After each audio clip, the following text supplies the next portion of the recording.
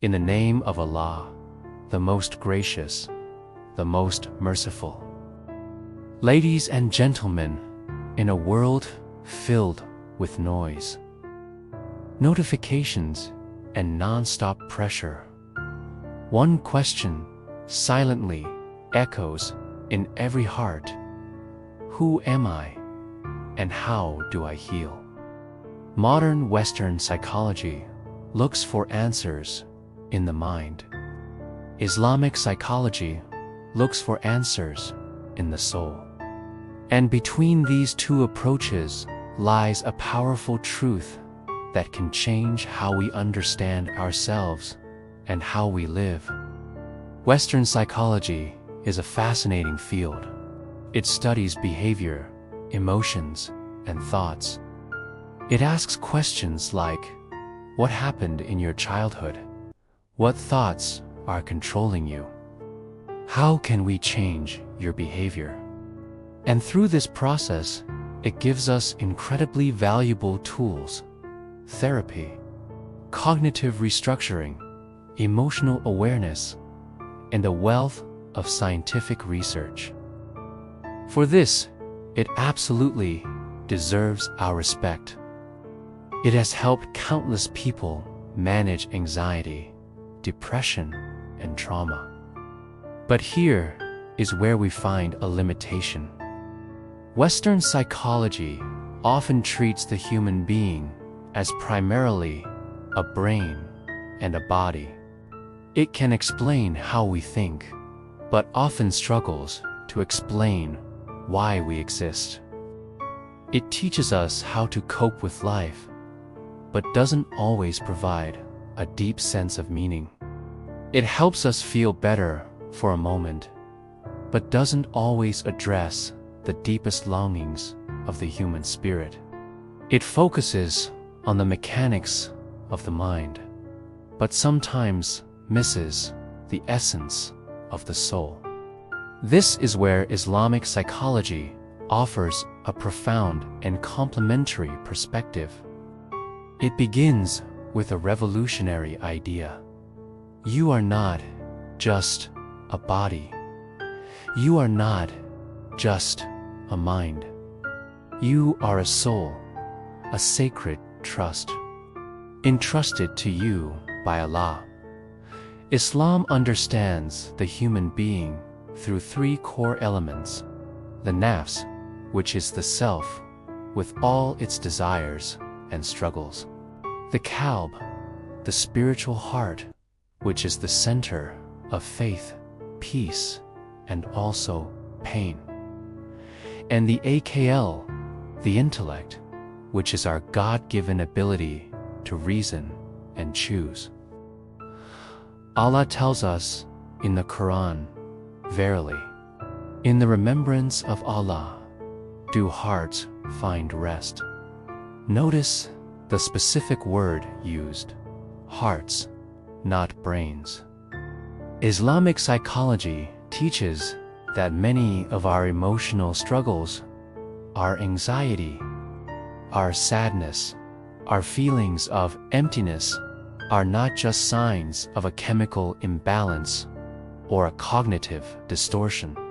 They are often signs of a spiritual distance, an inner imbalance, or a conflict within our very soul. So, what is the biggest difference between these two approaches? You could say it like this: Western psychology often asks, how do I feel better? But Islamic psychology asks a deeper question: how do I become better? Western psychology often emphasizes building self-esteem. Islamic psychology emphasizes purifying the self, a process known as tazkiyah. You might hear the popular phrase, "You are enough."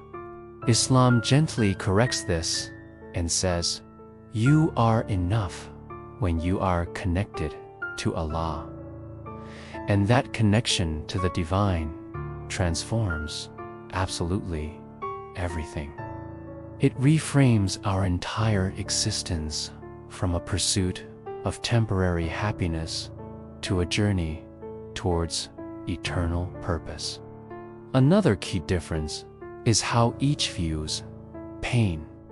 Modern psychology often works to remove pain, to numb it, to get rid of it as quickly as possible. Islam, on the other hand, teaches us to understand our pain. In the Islamic worldview, pain has a purpose. It can be a test of our faith. It can be a means of purification, washing away our sins. It can be a redirection from a harmful path onto a better one. Or it can simply be a wake-up call from our spiritual slumber.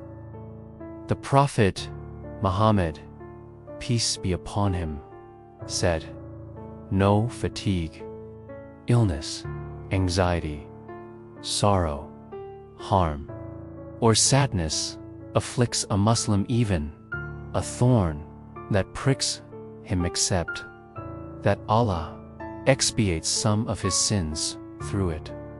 Think about how powerful that is. It means your pain is not pointless. Your struggles are not in vain. Your tears are not unseen. Every moment of difficulty is meaningful.